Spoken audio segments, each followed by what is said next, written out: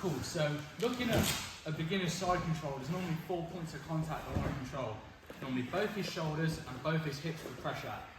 And when I first started grappling, one of the ways I was taught is like, imagine he's a piece of wood and I've got a clamp on his hips, a clamp on his shoulders for pressure. So myself, I've got a nice wide base, so my knees are pointing out wide. This lowers my centre of gravity, makes it harder for me to get swept. I've got one knee monitoring his close side hip, the other knee monitoring his close side shoulder. We go chest to chest, so my solar plexus in the middle of his. If someone stuck a knife through me, it would come out of my solar plexus into Nick's. I've got my right elbow here clamping across his knees. So this elbow is pulling back. There's the clamp on his hips there with my knee. This hand's going underneath his head, and I want to drive my shoulder in his chin. That's called a cross base, and it forces him to look away from me.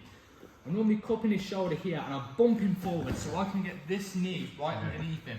So the only direction my partner has to turn here is away from me. This is where I want to be, because if I don't have this pressure, it allows Nick to turn into me. If he can turn into me and get his knee, he can re-guard and escape. Whereas here, his only option is to turn away. If he turns away, I'm going to take his back to the choke and I'm going to beat him up. So this is my basic side control position here. The further I can get this knee underneath him, and the deeper I can get this cross base with the shoulder pressure, the better.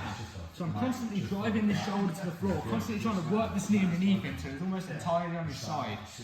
So something I like to do for MMA is get this hand, which is underneath his head, monitoring his shoulder, in his armpit here. And I might actually cup his armpit, sometimes I make a fist.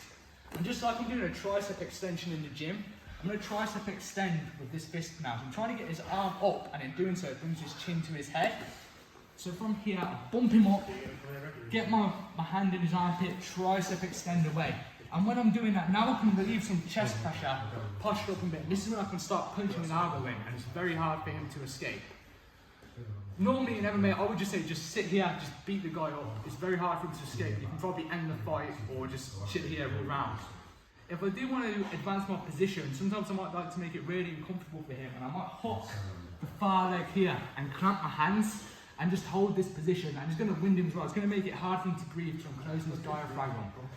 If I want to pass to mount, because I'm using my right arm to trap this leg here, I'll come up on my right knee and I'm sliding my knee over the top of his hip down to the floor here, as long as I can keep this grip. When I need to let the grip go, slide my hand over the top so I've got my C grip here like this, like a Lego hand. I push his knee away, get my knee to the floor. Notice my shin is still up, like vertical on his hips. And when I'm ready, I'll window wipe that over, so I do a big circle with my foot to the floor, passing his knees. I do that because if I don't and I'm lazy with it, Nick will re-guard, get me in a quarter guard. So I'm slowly sliding that knee to the floor, clear his leg, window wipe the knee, bring my knees here.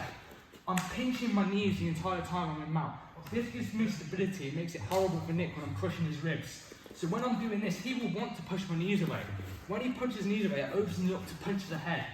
When I'm punching his head and he brings his guard up, push his elbows up so I get my C grips underneath his elbows, shoulders up here. When I get this high mount, Nick can't do anything with his hips. He bridges, he's not bridging me. He can't shrink from here because his elbows he's got no power. So I'll just end the fight here. So that's the sequence for ground and pound, passing to mount from side control. Cheers.